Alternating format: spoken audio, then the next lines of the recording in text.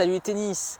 Je réponds à la question aujourd'hui, existe-t-il une technique parfaite au tennis? Juste avant, je vous rappelle que si les vidéos vous plaisent, s'il vous plaît, abonnez-vous à la chaîne, c'est gratuit. Cliquez sur j'aime et puis mettez un commentaire. C'est fait? Merci. Alors pour répondre à cette question, en fait oui et non, il existe les deux réponses en même temps et je vais argumenter tout ça. Déjà on peut préciser, est-ce que la technique parfaite, ça veut dire est-ce que tout le monde peut avoir la même technique qui sera la plus efficace possible? Donc on commence par l'argumentaire oui, parce qu'il existe des fondamentaux techniques, des fondamentaux biomécaniques. Donc les fondamentaux techniques, j'en ai déjà parlé dans des précédentes vidéos, vous pouvez aller les voir.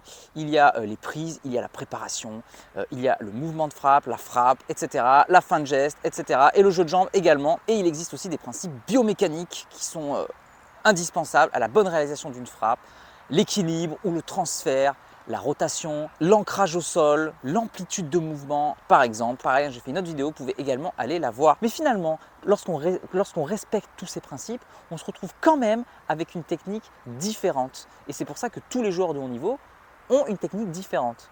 Existe-t-il donc une technique parfaite sur laquelle on peut s'appuyer? Est-ce que Federer est l'exemple de la technique parfaite? Est-ce que si tout le monde avait exactement la même technique que Federer, est-ce que ce serait la meilleure technique par exemple? Je dis Federer ou un autre joueur. Je pense que dans l'absolu, on pourrait réfléchir à une technique parfaite d'un point de vue biomécanique. Avec l'intelligence artificielle, on pourrait réfléchir à une gestuelle vraiment optimum, la prise d'élan maximum, là où le relâchement est le mieux pour le corps humain, etc. Donc je pense qu'à terme, effectivement, on pourrait arriver à une gestuelle technique parfaite. Mais il y a un problème, c'est que chacun est différent. Donc déjà, notre schéma neuronal, notre coordination personnelle, la manière dont on a créé nos mouvements quand on était petit est différente de chaque personne. Donc personne ne va pouvoir jouer exactement de la même manière, ce n'est juste pas possible. Donc finalement, se dire la technique parfaite existe, c'est un leurre, car personne ne va pouvoir la reproduire à l'identique. Et c'est d'ailleurs le cas, chacun adapte à son style de jeu, à sa motricité personnelle.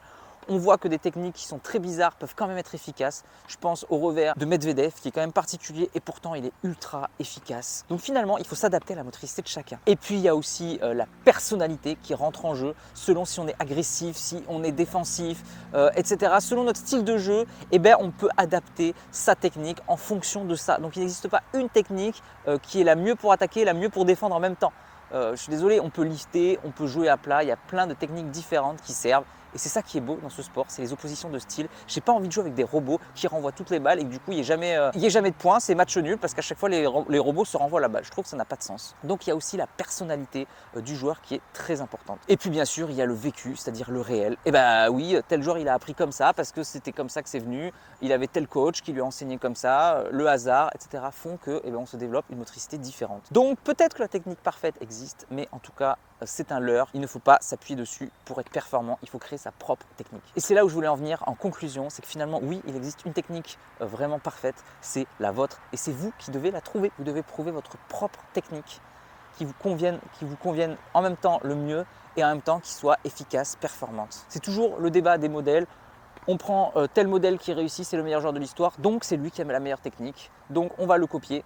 Sauf qu'en fait, c'est peut-être pas lui, peut-être qu'il faut être créatif et qu'on va ensuite le dépasser. Si on ne fait que copier un joueur, on ne pourra jamais l'améliorer, jamais le dépasser. D'un certain côté, je pense que la créativité, c'est important. D'un autre côté, il faut quand même copier les modèles un minimum, ne pas partir sur des chemins complètement différents. Voilà, donc pour conclure, la technique parfaite, c'est la vôtre. J'espère que vous avez la vôtre et que vous respectez les fondamentaux. Ça par contre c'est indispensable. Voilà, c'est tout pour cette vidéo, j'espère qu'elle vous a plu. N'hésitez pas à me laisser un commentaire pour me dire ce que vous en pensez. Quelle est la technique parfaite? Est-ce que c'est celle de Federer? Est-ce que c'est celle d'un autre joueur? Et si vous êtes d'accord avec moi, si chacun devrait trouver sa propre technique. Si ça vous a plu, laissez un commentaire s'il vous plaît. Moi je vous dis à bientôt pour une prochaine vidéo. En attendant, n'oubliez pas, allez jouer au tennis. Travaillez votre technique personnelle, progressez et surtout, faites-vous plaisir. Ciao. Si tu es encore là, c'est que soit tu es très motivé, et dans ce cas-là, je te félicite, soit que tu aimes ce que je fais. Dans tous les cas, s'il te plaît, laisse un commentaire pour donner ton opinion et soutiens mon travail, soit en partageant les vidéos, c'est important pour l'algorithme, soit en allant sur Tipeee. Tu peux aller encore plus loin en t'abonnant à ma newsletter où je te donnerai plein de conseils. Rien de plus facile, clique sur le lien dans la description. À bientôt.